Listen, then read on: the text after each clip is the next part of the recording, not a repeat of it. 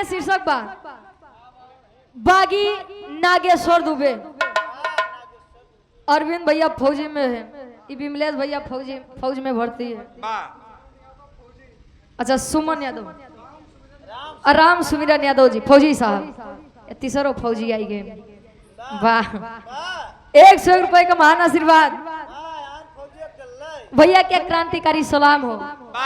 आप लोग सरहद पे जा करके सेवा करते हैं, तब हम लोग बढ़िया से बैठ के घर में रहते हैं, भैया लोग बैठ के बढ़िया से सुनते हैं, हम लोग गावते हैं।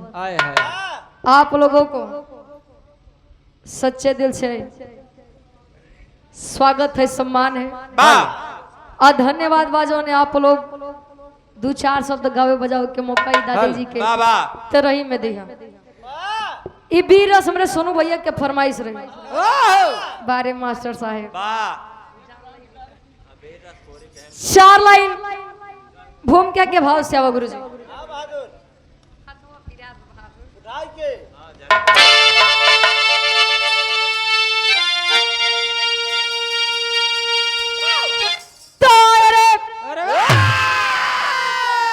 जंग मैदान में रंग लाती जवानी,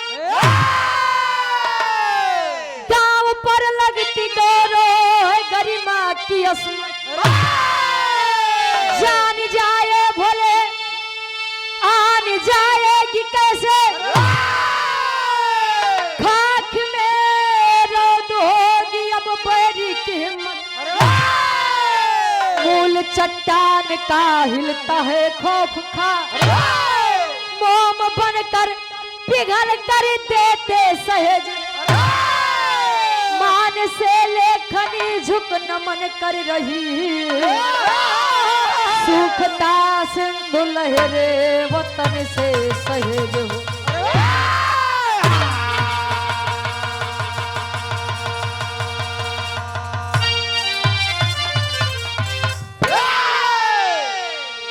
जंग मैदान में रंग लाती जवानी, दांव पर लगती जब गौरव गरिमा की अस्मत, जान जाए भोले जान जाएगी कैसे, खाक में रोद होगी अब बैरी की हिम्मत।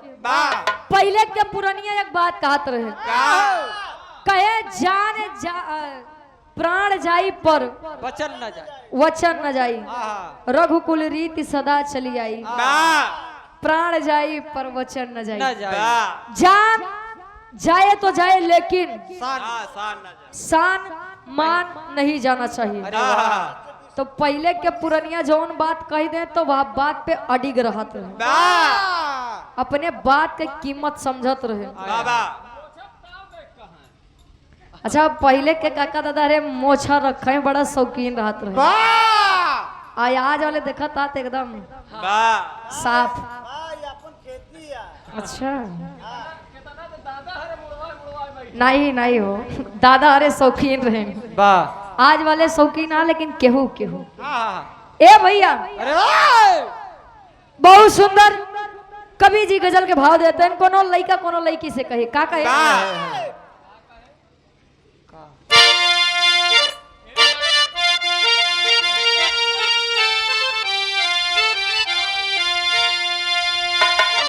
अरे मैं नाजे हूँ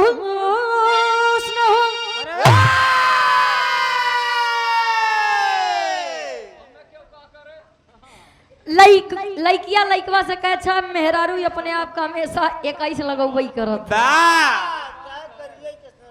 अच्छा लइकिया कहे सुना हमार बात सुना, कहे का अरे मैं नाजे हूँ अरे तुम्हें तरह करो,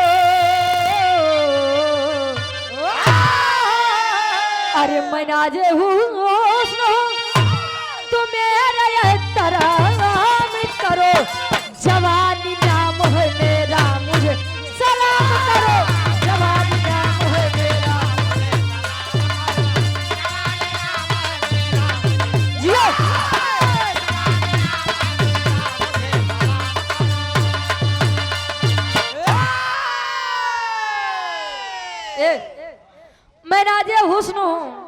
तुम मेरा या एहतराम करो, जवानी नाम है मेरा, मुझे सलाम करो। तब ले लइकवा कहे ए मोर सुन बात सुनो मार। लइकवा लइकिया से कहे का अरे तो तुझे सलाम करूं, अरे तो तुझे सलाम करूं, गा तू मेरा एक काम करो। अरे तो तुझे सलाम करूं, गा तू मेरा एक काम करो। तू अपनी मस्त जवानी हमारे नाम करो। जियो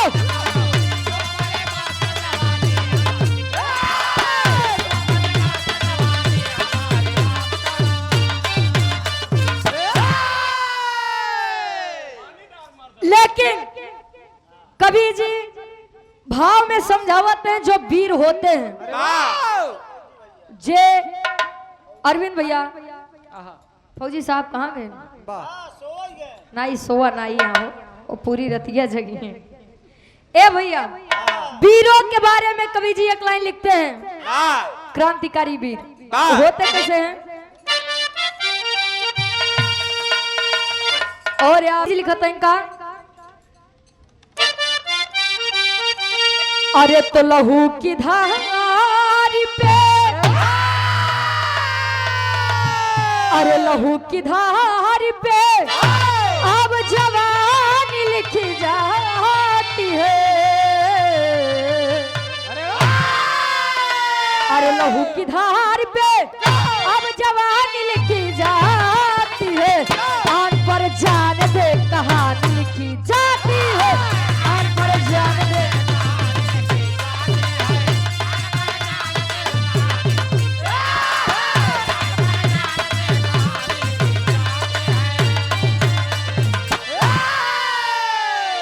लहू की धार पे जवानी लिखी जाती है। आन पर जान दे कहानी लिखी जाती है। पहले के पुरानिया एक बात कहते रहे, कहे जे करे जवानी आवत है।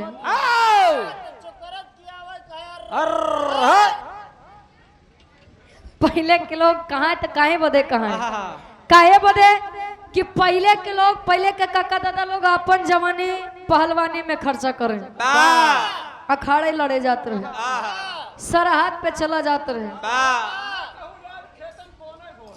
हाँ करत रहे। लेकिन ये आज के लड़का अच्छा 8 बजे सोई के उठाता। आज वाले जवानी कब आवत बा चली कब जाती है कुछ समझ ही नहीं आवत बा। 8 साल 10 साल करेंगे तब 12 पाकी जाते हैं। वाह भैया हमरे बिरहा के कहानी के शुरुआत यही से बा। कैसे गुरुजी? कवि जी लिखते हैं जौहरी छंद से।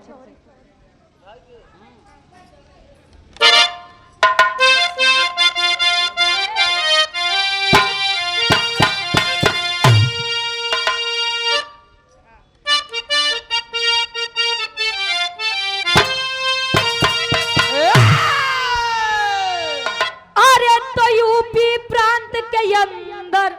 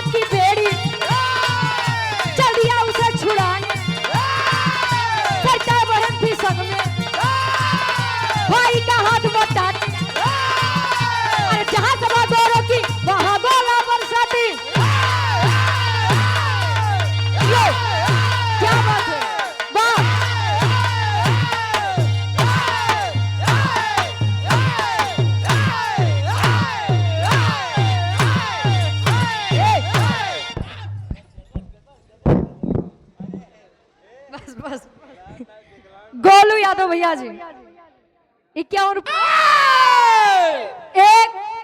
ऐसा वीर इस भारत भूमि में कहा जाता है हमारी भारत धरती पर ना जाने कितने अनेक ऐसे सपूत पैदा हुए जो जान देना तय कर ले जाते हैं, लेकिन मान के सम्मान कोई खिलवाड़ नहीं करते। ये भारत देश आजाद होने से पहले 1857 की क्रांतिकारी बेला है और इतिहास गवाह है कि जब जब जुल्म बढ़ता है तब तब क्रांति होती है। बिरहा के तनी समझिया आप लोग बुद्धिजीवी लोग बैठा है। 1857 में भारत देश जब गुलाम बा अंग्रेजों का शासन है, तय भारत भूमि में अनेक सपूत है ना, आप लोग जानते हैं कि भारत देश आजाद कराने के लिए ना जाने कितनी माताओं ने अपने बेटों को खोया है, ना जाने कितनी पत्नियों ने अपने सुहाग को खोया है, ना जाने कितनी बहनें अपने भाई को खो चुकी, ना जाने कितने बच्चे अनाथ हो गए। तब आज आजादी मिली है। आजादी मिली बत आजादी एक सजाई के बनाई के रखा है। ये भारत देश में नागेश्वर दुबे बहन है साथ में जिसका नाम सरिता दुबे बताया गया। भाई बहन के सर पर माता और पिता का प्रेम नहीं है। बारे फौजी भैया विमलेश फौजी भैया जी की आप बहन है, उस क्षेत्र से मिटाना चाहते थे। भाई सोचा मैं अपनी आ जवानी अपने भारत देश के लिए कुर्बान कर दूंगा, ऐसे ही इसे व्यर्थ नहीं करूंगा। सोचत बा एक लाइन गीत लगत बा, कैसे गुरुजी?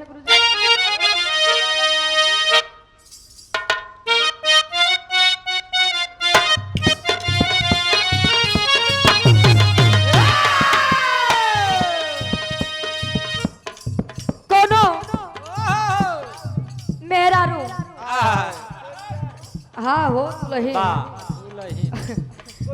सवेरे के कटनी कई के आए सांझी के अच्छा पहले के लोग मसाला वसाला सिली पे पीसत रहे। आज तो मिक्सर आई बा, बस लगावा चालू करो काम खत्म। कटिया जल्दी पकड़त बा कहे का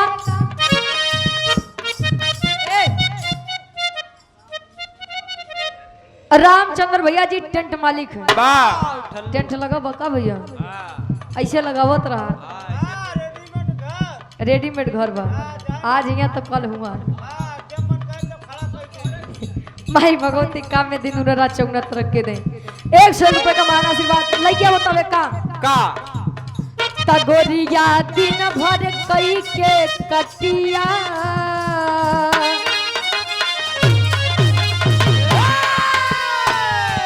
गोरिया दिन भर कई के कटिया लेके संझिया के सिल बटिया पीस गइल मसाला।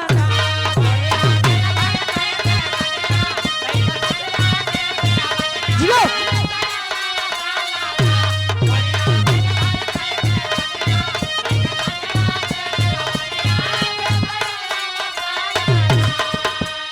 लेकिन तब भारत माता के हो ललनवा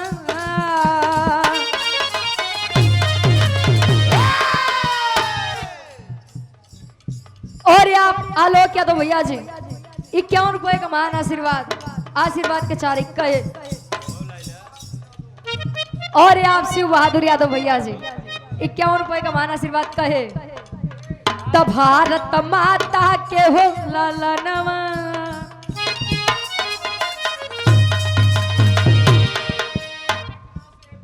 क्या करे मास्टर के नाम से 1 रुपया कहे।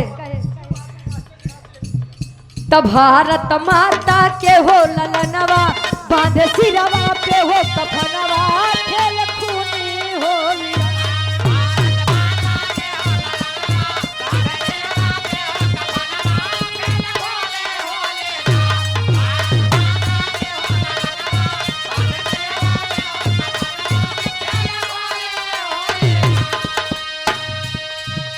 और आप सोनू भैया मास्टर साहेब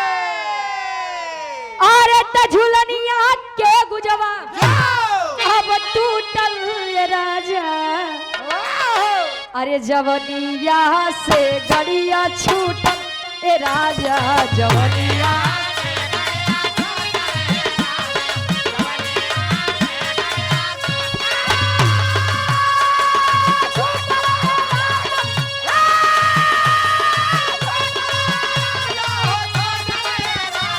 जवनिया से गड़िया छूटल ए राजा।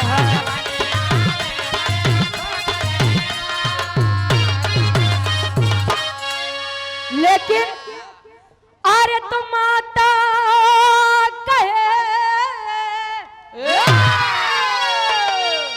अरे माता कहे, अरे ललकार बिरवन के जवनिया बन गए अंगार बिरवन के, जवनिया बन गए।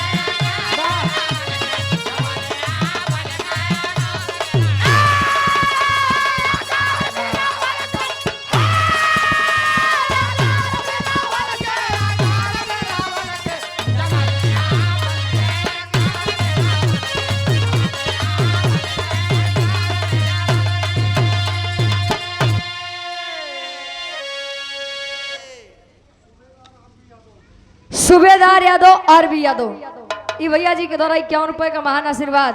कहे माता कहे ललकार बिरवन के जवनिया बन गया अंगार बिरवन के।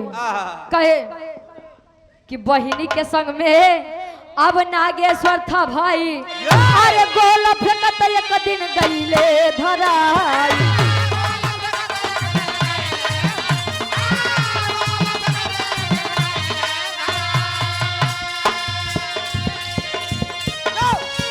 निकली है सोसित,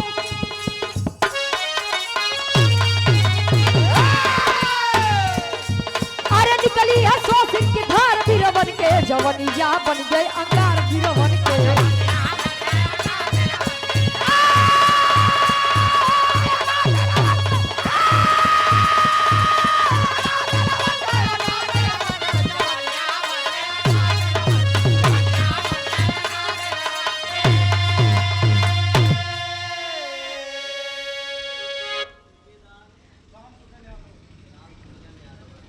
नायक सूबेदार यादव जी, राम सुमिरन यादव जी, आप बाबूजी के द्वारा इस भाव को समझते हुए 51 रुपए का महान आशीर्वाद। कहे बहिनी के संग में नागेश्वर था भाई, आ गोला फेंकत एक दिन गईले धराई। जब अंग्रेज पलटन आपस में बातचीत करत बा, भाई बहन जाई के बमबारी गोला बरसावे के काम करे, तब ले एक अंग्रेज के जब निगाह पड़े कहे oh my God. Yes yes यही है बदतमीज। कहे अच्छा यही है, यही लोग हैं। अरे वाह, आज तक मैं समझ ही नहीं पाया कि मैं जाता 10 लोग हूँ आता 2 लोग हूँ। आज पता चला साले कमीने यहाँ पर। बस अब यार अंग्रेज आपस में विचार करते हैं कि ये पीछा करो, साले को इन देशद्रोहियों को जिंदा नहीं छोड़ूंगा मैं।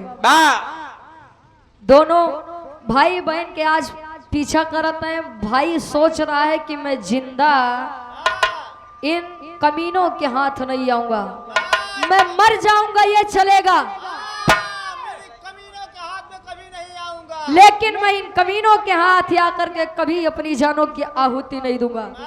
ये साले कमीने जितने हैं बस हो। ए भैया, आज दोनों भाई बहन अपने जानों को बचाने के लिए भाग रहे हैं। कवि जी उद्देश्य लिखते हैं, तनी आप लोग सोचिहा। पापड़ के भाव में कवि जी लिखते हैं कि ये भारत भूमि में न जाने कितने सपूत लड़का पैदा भय। कहे का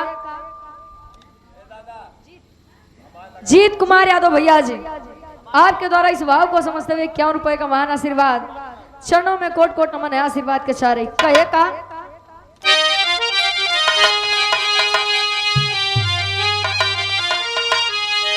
अरे मही गोद में जन्मे वीर नगीना भारत माता के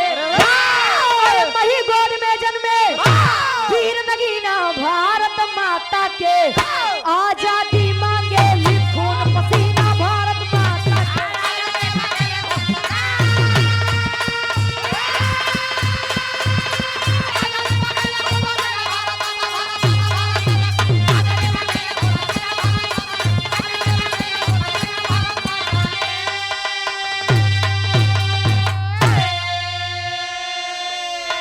कहे चले दनादन गोली गोला छुप के भागे सपूत हो, पीछा कैलस गोरी पलटन से ना रही कूत हो।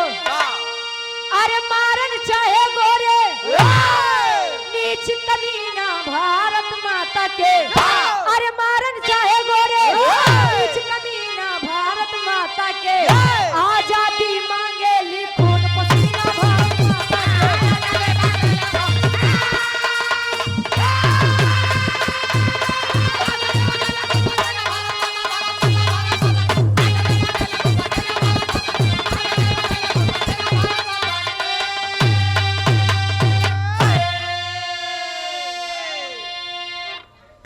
मही गोद में जन्मे वीर नगीना भारत माता के। आजादी मांगे खून पसीना भारत माता के। आजादी जो होती है वो त्याग मांगत है, नाई कहा बैठा रही क्यों खाना बनाई के लावे मोहन डाई दे। अच्छा खाना बनाई के तोरे लगे लाई के रख दे, लेकिन का खाना मोहम अपने आप जाई, कुछ न कुछ तो कर्म कराएंगे पड़ी। और आप आदरणीय परम सम्मानित धर्म के बड़े भाई आप सोनू यादव मास्टर साहब बाबा 51 रुपए का महान आशीर्वाद। अब भाई बहन भागत है, कहते हैं अगर रास्ता अनजान हो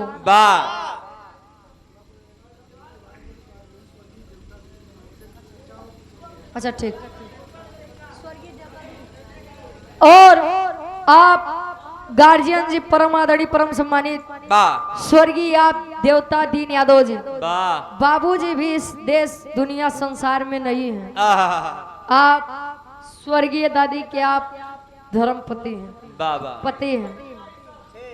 अच्छा उन्हीं के दिन है बा भैया, उन्हीं के फुलवारी बा, उन्हीं के बगीचा बा। आप लोग वो फुलवारी के फूले है। माई भगवती परिवार पे अपन दया दृष्टि बनाए रहे, परिवार निरंतर खुशियों के पथ पर आगे बढ़ता रहे, माई भगवती भंडार भरे रहे और दादा और दादी जी को स्वर्ग में ऊंचा स्थान मिले, ईश्वर से कामना है। सच्ची श्रद्धांजलि अर्पित करती हूँ।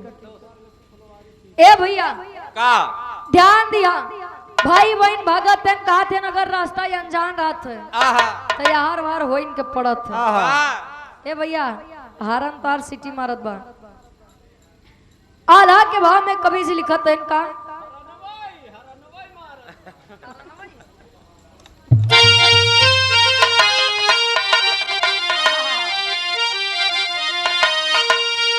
अरे खून में समाइल बाटे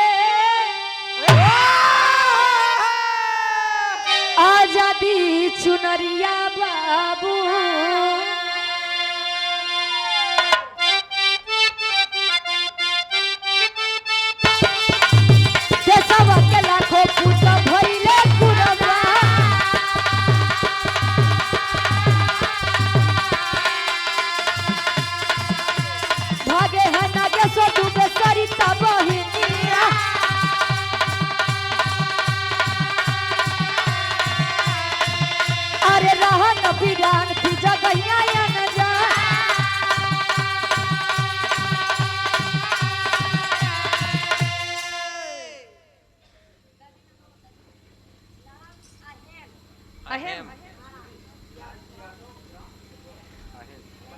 लाल जी यादव 50 रुपए का महान आशीर्वाद।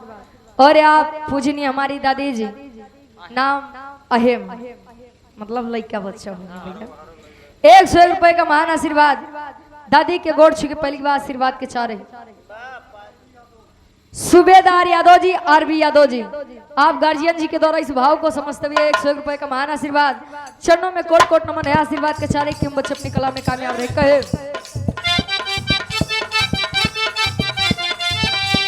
देखे हैं जल से भारी रहल समाना,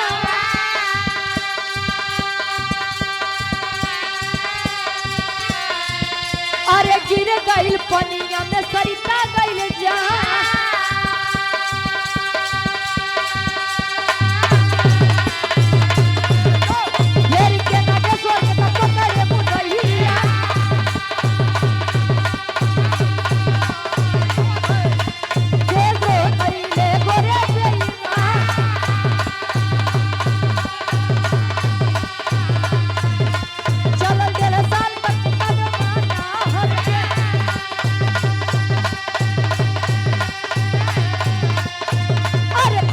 के फसल सुनावे सैता अरे इनकलाब नारा बोली नागेश्वर जवनवा भूल गया फांसी पे गई लता बजान हो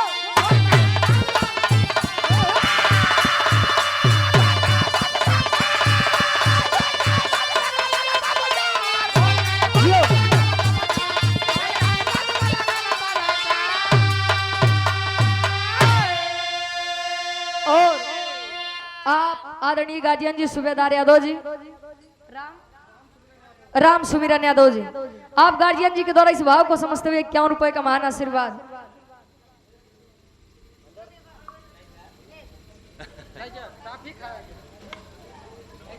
नाम बताओ। छोटी सी बच्ची है छोटी सी परी है जानवी 51 रुपए का महान आशीर्वाद ए भैया अरे परी ये अब पैसा पैसा दिमाग में ना धर्म को छू कहे जग में तुलसी दो बड़े एक पैसा एक राम कहा है राम राम से मुक्ति मिले ही पैसे से सब काम लड़कियों जाना थे कि पैसा देख बाद चीजें मिला थे पापा की परी है ये भैया पढ़ लिख के अपने जिला जवार के नाम रोशन करा अपने माई बाबू के नाम रोशन करा हां इन्हें जिन देखब दिया अच्छा हमका काहे ना देखा बा बिरहाना गाओ तो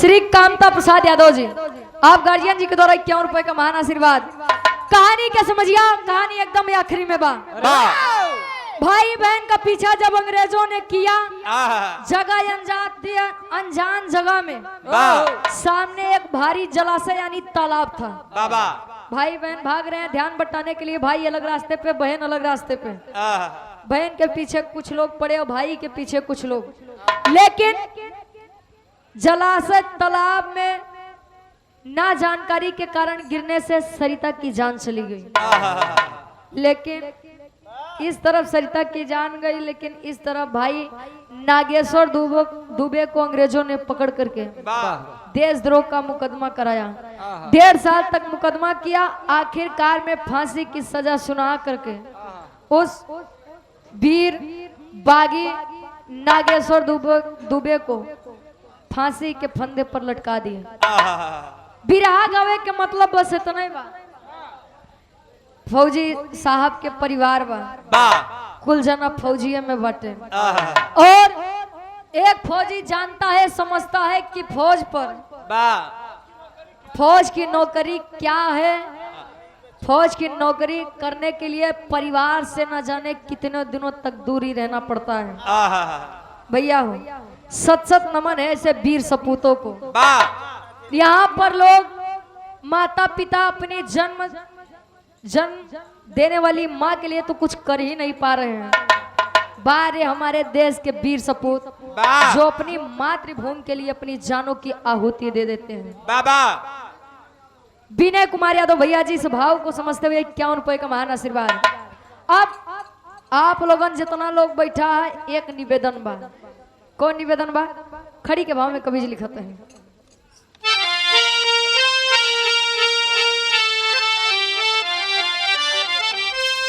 अरे झूले के तना हीरा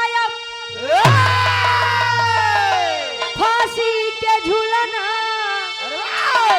अरे झूले कितना हीरा फांसी के झूलना पहिरी हिंद के धरती आजादी गहना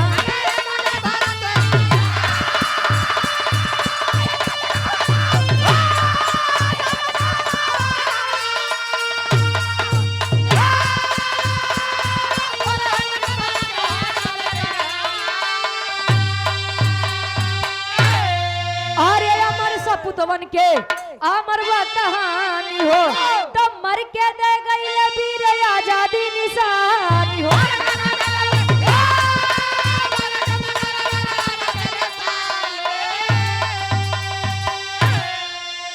अरे आजादी दुल्हन को खो सजा के रखना अरे आजादी दुल्हन को खूब सजा के रखना पहिरी हिंद के धरती आजादी गहना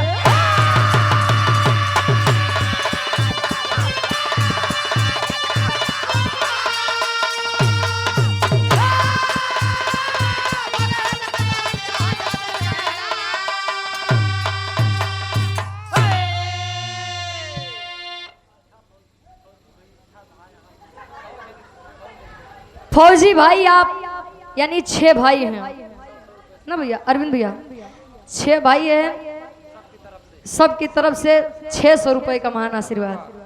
वाह भैया के क्रांतिकारी सलाम हो, आशीर्वाद के चाह रही।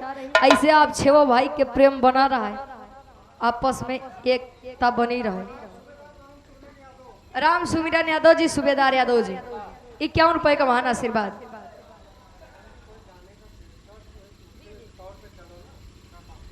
कहे अमर सपुतवन के अमर बा कहानी, मर के दे गईले वीर आजादी निशानी। आजादी दुल्हन को खूब सजा के रखना, पहनी हिंद के धरतिया आजादी गहना। भारत आजाद तो हुआ है लेकिन बहुत मुसीबत से, और अगर एकता न रही तो शायद आने वाला समय भी उससे भी बदतर हो जाए। क्योंकि परिवार का, चाहे परिवार हो चाहे समाज हो, उसका एक रहना बहुत ही जरूरी है। आखिरी में खानदान के परिचय बा कैसे का गुरु गणेश गुरु रामलाल चंद्रिका गए स्वर्ग सीधा।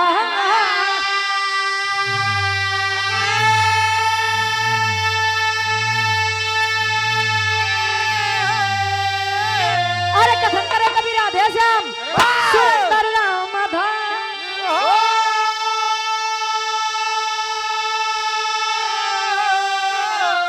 कफन से इनकलाब जिंदाबाद, रुचि प्रेम करे भारत माता चरण से। कफन से इनकलाब जिंदाबाद।